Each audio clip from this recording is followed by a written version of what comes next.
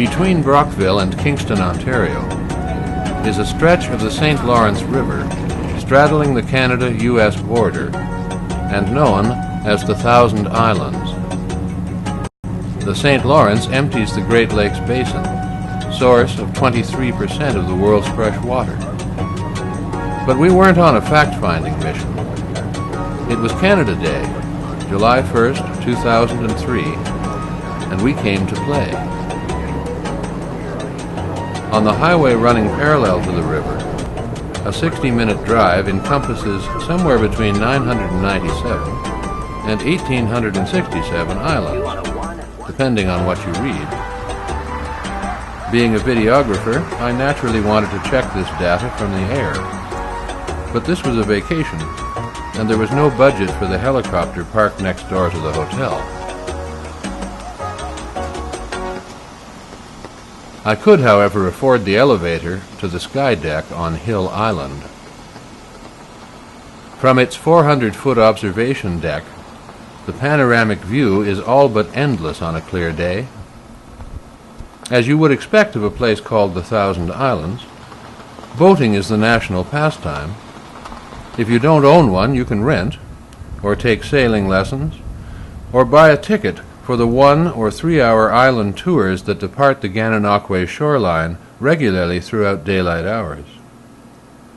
We had chosen Gananoque as our away base because of its central location in the island chain.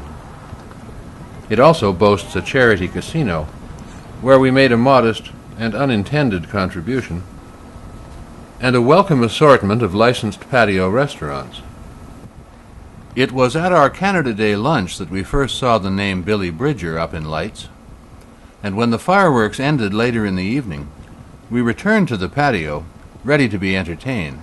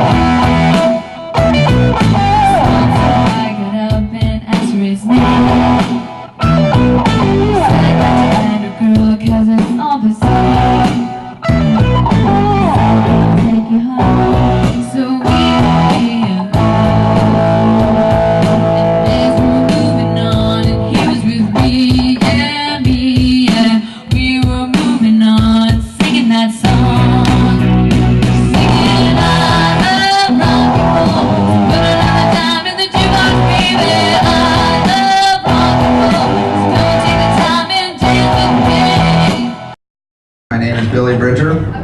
I'll be providing you with a little commentary as we go through the Thousand Islands. That usually lasts for about half an hour. Then we will be served dinner after that point. I grew up in the Kingston area, and I spend, I was born here as well, and I spend a full 4 months a year here, back here in the area. I live mostly out of the area, but I come back every summer. Billy had another gig while we were in the area, and so we found ourselves in Kingston Harbor, boarding the Island Star for our return dinner cruise from Kingston to Gananoque.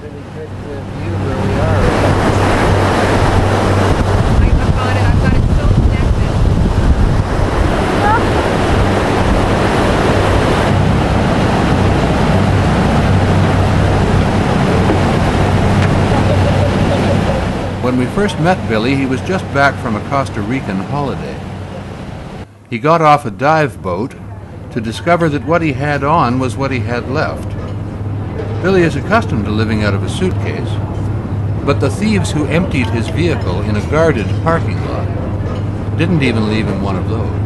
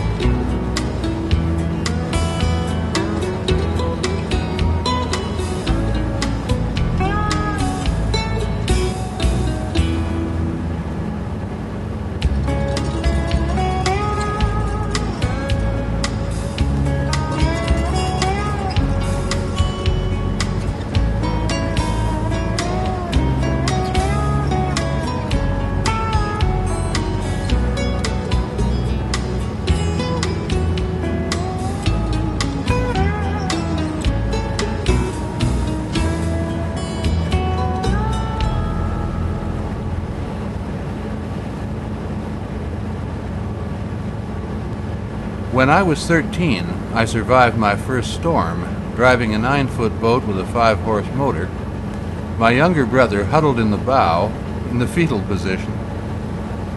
Come to think of it, that's how he reacted to our first car trip on a 6-lane highway. 40 years later, he's piloting his own plane. For me, there's never been a happier place than on the water, and a perfect summer day in the Thousand Islands is well up on the list. Even if they wouldn't let me drive,